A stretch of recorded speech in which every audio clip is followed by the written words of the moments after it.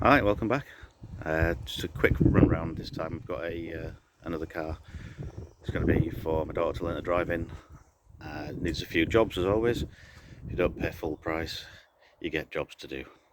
So this one is a little bit in one piece. Doesn't need quite so much work doing. It's 2010 Peugeot 107 Urban. Same car as the Aygo and the Citroen C1, bar a few cosmetic changes.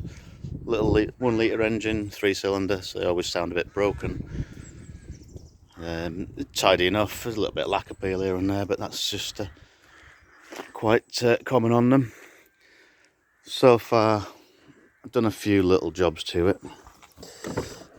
It's had the typical water leak inside into the boot. So at the moment, the boot's all stripped. I'm pretty sure I've cured it now. But I'll go back to that in a second. Yeah, they're quite basic little cars, but they're very good at what they do. Cheap to run, cheap to insure, good on fuel. There's quite a few bits to modify them if you like, that sort of thing. Daft little things like glove box door. They don't come with one. Not expensive off eBay, and they're literally a 10-second job to fit. They just click into the existing holes and they create the hinges. The Android tablet in the centre was a bit of an upgrade, and you can have a picture of your library picture of your own car on it, for example. And go back to the usual dashboard bits. It didn't have a rev counter. I found one in a scrapyard, but it was already painted red. So we decided that to bling it up we'd make them the few little bits red. You can go too far. I've seen these bits red before, and these, and it's just a bit too much. Interior mirror I've already replaced because the damp had got into it and it sort of delaminated and it all gone a bit horrible. Oh look, pretty cool cars over there. Not bad, twin airbags in the dash, and there's been a later one. You've got side airbags in the seats as well. A little bit. The seats need a good clean. A new set of mats. Excuse me. Pop out rear windows, cost cheap, but reasonable amount of ventilation if you happen to be in the back, which is surprisingly a lot bigger than you would think for a car this size. The wheel on each corner, it basically makes the inside space a lot bigger than it probably should be, but they're actually not too bad to drive. Single piece glass tailgate, again, cheap to build, cheap to make. The only downside to that is they tend to fill up with water. A lot of them have the boot floors and everything go.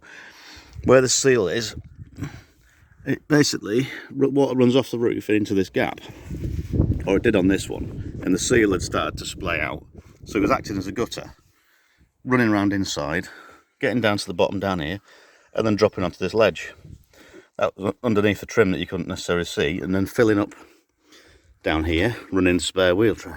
The bungs were out, but I still had about 20ml of boot juice, as they call it.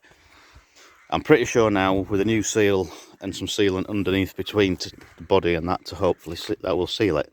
The other things that leak is round the brake light, the backs of lights, where the seal is, but this one's already been done. Sort of rather crudely, but it's been done.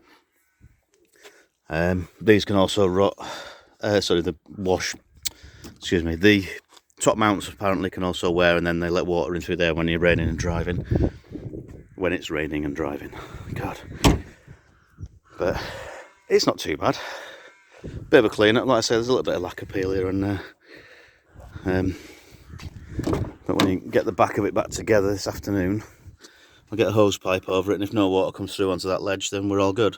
I've dried out all the boot carpet, everything's clean and dry. Managed to find a parcel shelf. They're silly money on eBay, but there's a guy in breaking a couple of them, so I went and got a few parts. The mats, cheap enough, brighten it up a little bit inside, because the old carpet, doesn't matter how well the car's been looked after, the carpet tends to suffer a little bit. But this is the urban one, so it's got the electric mirrors, electric windows, and all got the same sound. 3-cylinder vibration.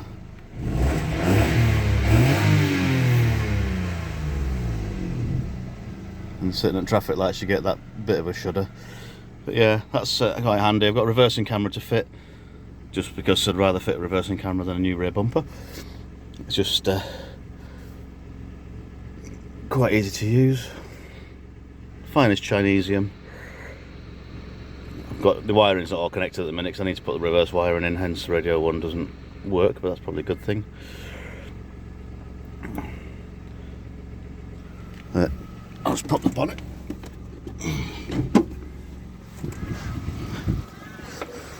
Just doing this in one take. I've got just little things like they always do. The wheels always go rusty, so literally pull the wheel trims off, clean the wheels up and paint them. A little bit of lacquer peel, but nothing. More stone chips that get into it. One-handed bonnet.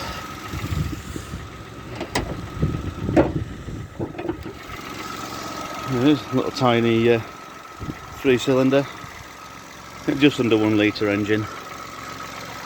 So they always get that off balance, shaking. I've already had the battery try out and replace it, so that the bolt for the battery clamp had snapped.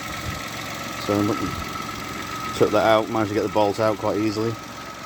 Yeah, they're not too bad. It's got a big frog face.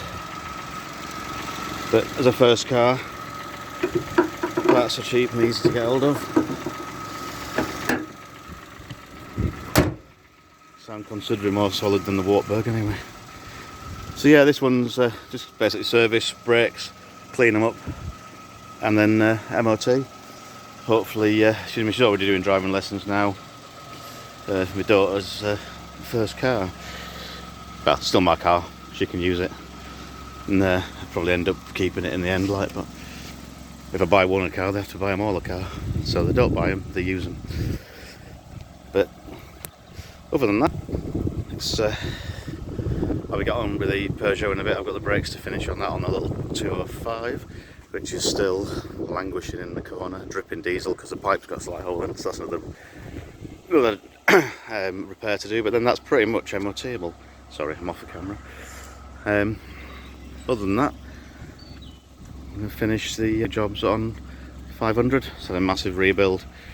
MOT, it was back brakes were suffering. Wheel bearing we've managed to pin down to one on the other side, but that's for another video. It'll only be another quick walk round like this anyway. And if I didn't film it, there was too much swearing going on with rusted bolts. Cost Italian. Right, I shall get this one uploaded. It's a quick and easy one. Hopefully you're enjoying them. They're not the best quality. I'm struggling with editing, to be honest. Several hours last night for 2 short videos, and yeah, it was testing times, should we say. But anyway, see you later on. Cheers.